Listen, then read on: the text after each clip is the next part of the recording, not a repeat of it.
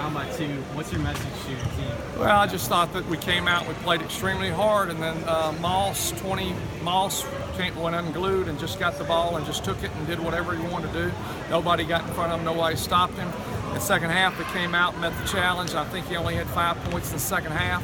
But I think the biggest struggle for us is that we were trying too hard offensively, and we were shooting such a poor percentage until the end of the game. We ended up with a 29-6 run, I believe, at the end of the game. But that was attributed to the fact that we started rebounding, and they shoot the ball so well, and they missed a few shots, and we were able to get the rebounds and got the ball in people's hands. Whether or not Ishmael Lane or Sabri Thompson with 2 back-to-back threes was a big catalyst for us. In fact, the great point was we were fixing to take Sabri out. He hit 2, and one of our players from the bench, the coach, we got to leave him in the game. And a lot of times you have to listen to your players because they know it's confidence. So what we did the same thing with Trayvon Joseph, who's our kind of energy guy, and he made some really good plays. So I mean, I just think it was a matter of us competing and doing the little things that we hadn't been doing over the first, let's say, 33 minutes of the game. Talk about the run there in the second half. You ended up with 3 in the second half points, to win by 14.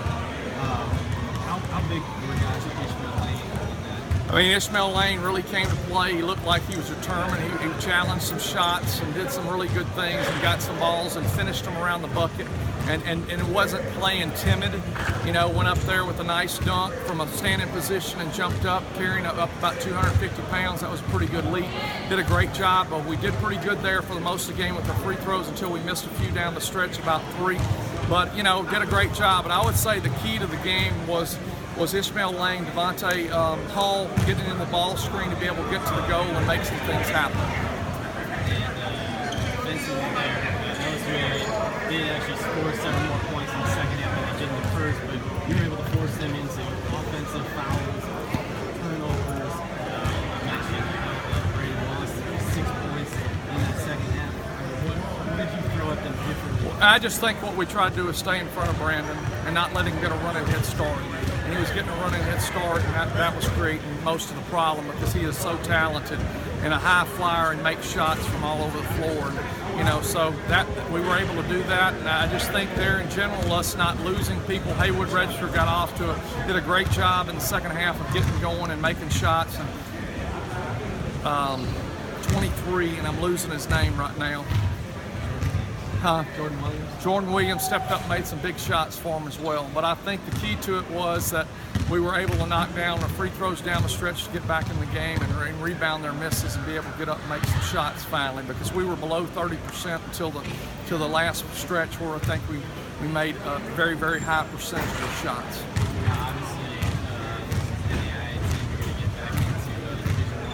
Well, the one thing that you have to realize about NAIA players, they got about 6 guys that are Division I players.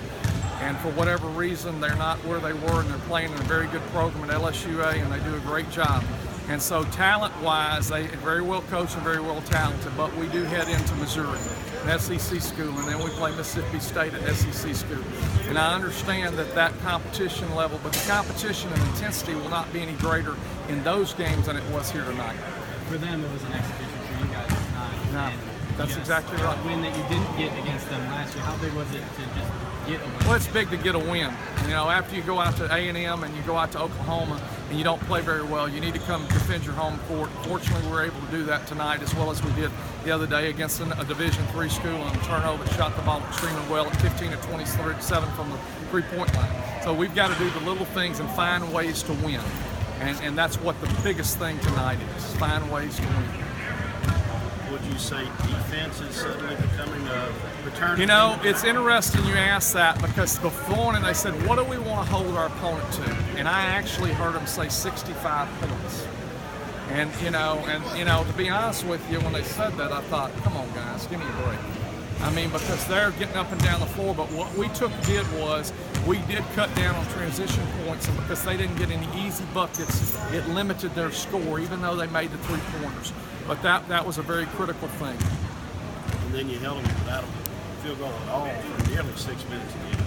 And a lot of that had to do with the fact that I thought our press rattled them a little bit. Rattled it or slowed the pace of the game to where they did not get back into their normal sets that they run so effectively with Gilbert, Talbot, and Moss and the other good players that they had, and Register coming off of those Iverson cuts and then coming back through off the double screens. They didn't get that as often as they did in the first part of the game.